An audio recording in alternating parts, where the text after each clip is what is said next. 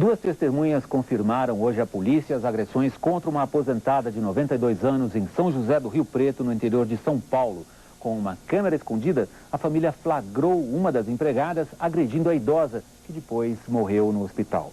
Veja na reportagem de Daniela Golfieri por que os parentes da vítima decidiram divulgar as cenas de violência.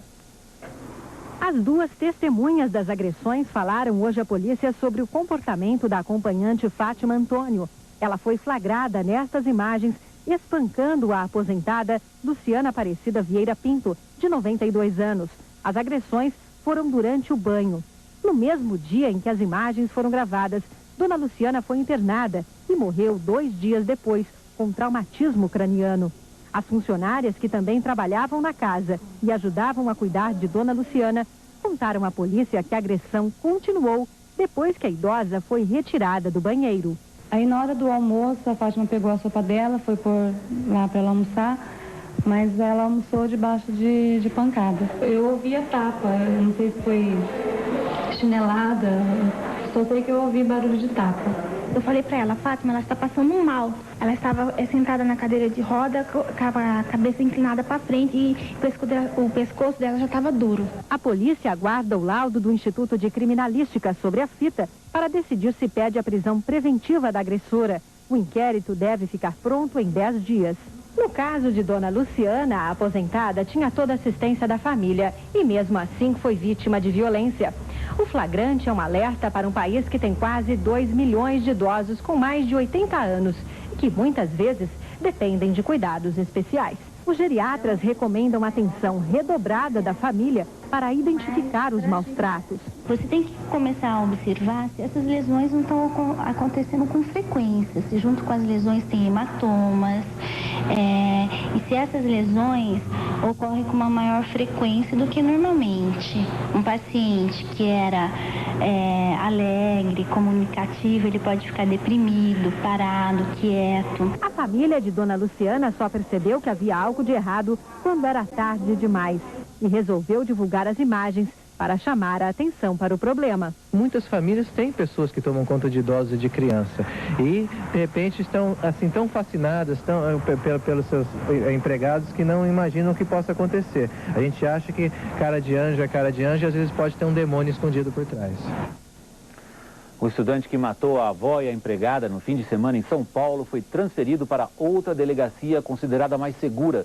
Gustavo Napolitano consumiu altas doses de cocaína antes de executar o crime. A casa onde a família morava amanheceu hoje pichada. Não adianta chorar, a cadeia é o seu lugar. O estudante confessou à polícia que iria matar toda a família e depois se matar. A promotoria ainda não decidiu se vai pedir exame de sanidade mental do assassino. Um dos estados muçulmanos que compõe a Nigéria pediu hoje a morte da jornalista responsável por um artigo que detonou sangrentos conflitos na semana passada. A jornalista, uma editora de moda, provocou a ira dos muçulmanos ao fazer uma associação entre o profeta Maomé e as candidatas ao Miss Mundo. As palavras escritas pela colunista do diário This Day caíram em fértil campo de intolerância. Isioma Daniel escreveu que o profeta Maomé teria escolhido uma noiva entre as misses que iam disputar o Miss Mundo na Nigéria. O concurso já foi transferido para a Inglaterra. Em Kaduna, no norte da Nigéria, a provocação da colunista foi interpretada como ofensa ao mensageiro de Deus. Numa repetição do que já ocorrera há 2 anos, parte da população islâmica atacou a minoria cristã na região.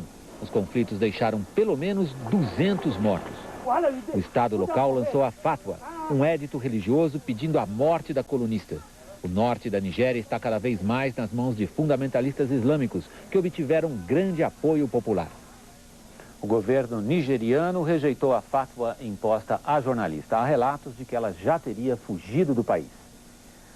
Um novo relatório da ONU sobre a AIDS mostra pela primeira vez que as mulheres já representam a metade do número de infectados em todo o mundo. Atualmente, 42 milhões de pessoas convivem com o vírus ou com a doença, e a grande maioria dos infectados está na África. Segundo o relatório, os adultos portadores do HIV somam 38 milhões e 600 mil, dos quais 19 milhões e 200 mil são mulheres. Mais de 3 milhões de crianças também já foram contaminadas. O relatório aponta que este ano houve 5 milhões de novos casos e que as mortes relacionadas à doença chegarão a 3 milhões e 100 mil até o fim de 2002. A África concentra a grande maioria dos infectados, quase 30 milhões. E Ana Paula Padrão está de volta ao Brasil depois de passar 3 semanas na África. Na semana que vem, volta ao Jornal da Globo com uma série de reportagens sobre o trabalho de ajuda humanitária em países africanos. É uma tentativa de atenuar tragédias como a da AIDS. A seguir, fora de forma, Lula faz exames de rotina em hospital e médicos recomendam dieta e exercícios.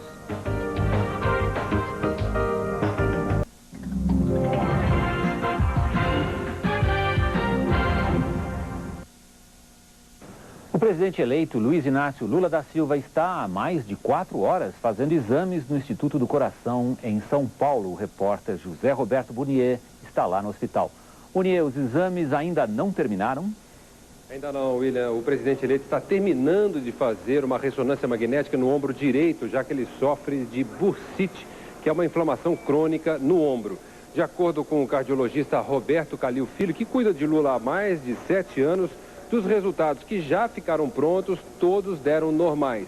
Ele explicou que o problema no ombro não é nada grave, que o presidente eleito está passando muito bem, está muito bem de saúde e que ele vai ter que seguir agora, isso sim, uma dieta alimentar mais rigorosa, porque ele precisa perder um pouco de peso.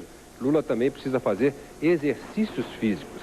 A mulher de Lula, a dona Marisa, também passou por exames de rotina e, segundo o médico, passa muito bem, todos os resultados deram normais. Hoje o presidente eleito teve um dia cheio de compromissos e falou grosso com sindicalistas de todo o país.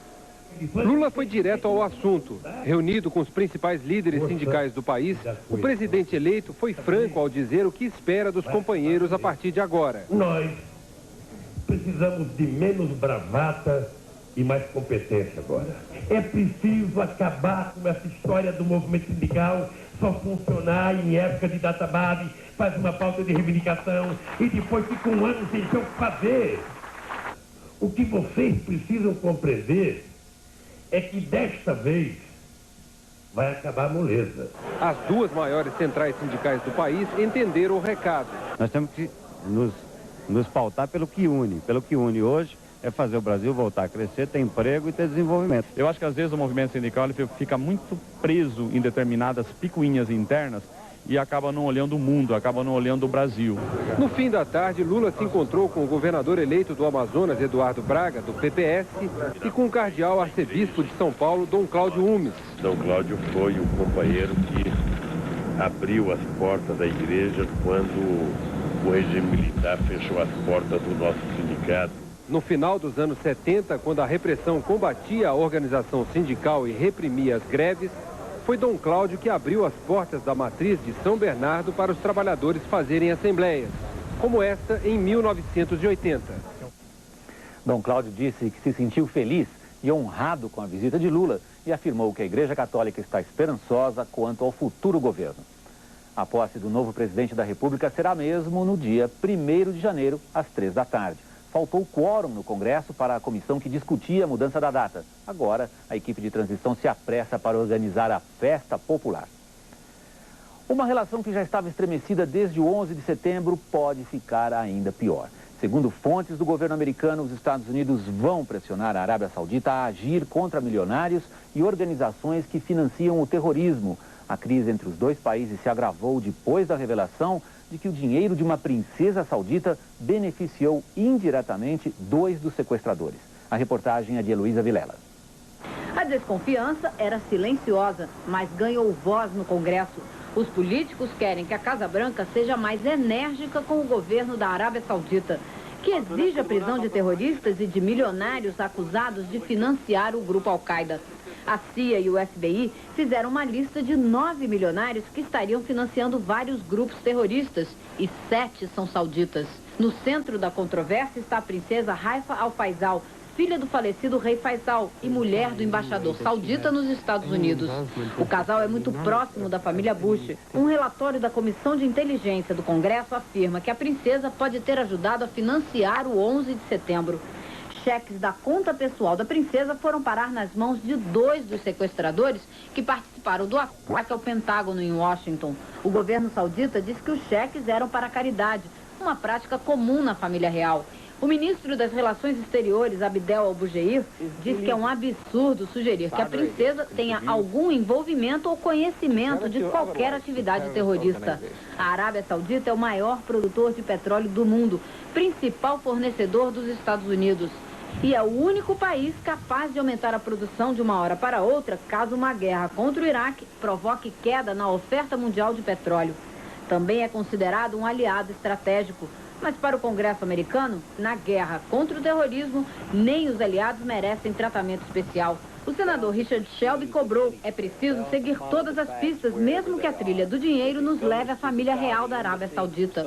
A tensão entre os Estados Unidos e a Arábia Saudita pode aumentar. Segundo o jornal The Washington Post, o Conselho de Segurança Nacional vai recomendar ao presidente George Bush que dê um prazo de 3 meses para a Arábia Saudita prender quem financia o terrorismo. O Conselho de Segurança Nacional sugere que os Estados Unidos ajam por conta própria caso os sauditas não tomem as providências necessárias. Hoje, o governo Bush minimizou a reportagem do jornal Washington Post, mas não tentou apagar o incêndio. O porta-voz da Casa Branca disse que mesmo um aliado como a Arábia Saudita pode fazer mais na guerra contra o terrorismo. A seguir, Traço Ferino. Chico Caruso reúne em livro as charges que retratam os 8 anos da era FHC.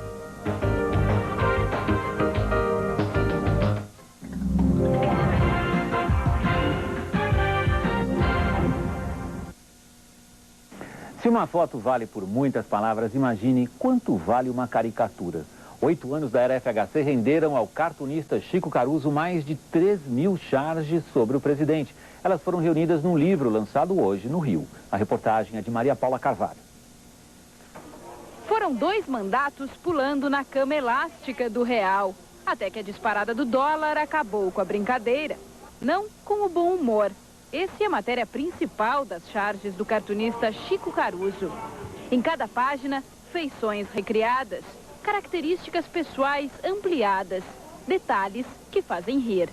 Nos últimos 8 anos, Chico Caruso fez mais de 3.000 desenhos retratando o cenário político nacional. 700 deles estão reunidos aqui.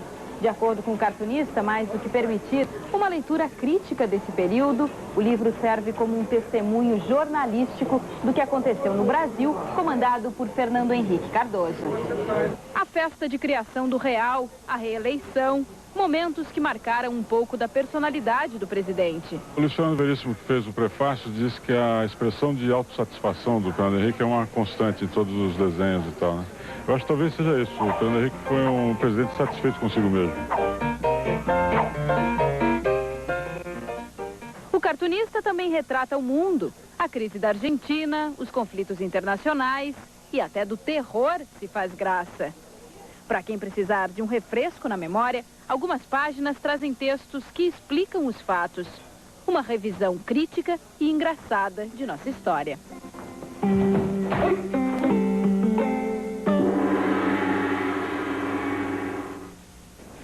Por causa dos muitos pedidos das livrarias, Era Uma Vez FH já está entrando na 2ª edição. E desde o início de novembro, as charges de Chico Caruso podem ser vistas também no Jornal Nacional.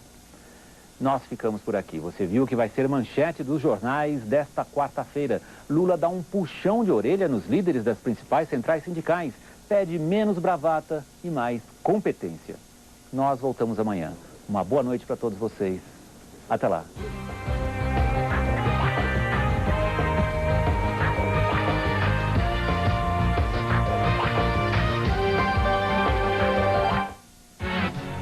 Jornal da Globo. Oferecimento. Novo Santa Joana Diagnóstico.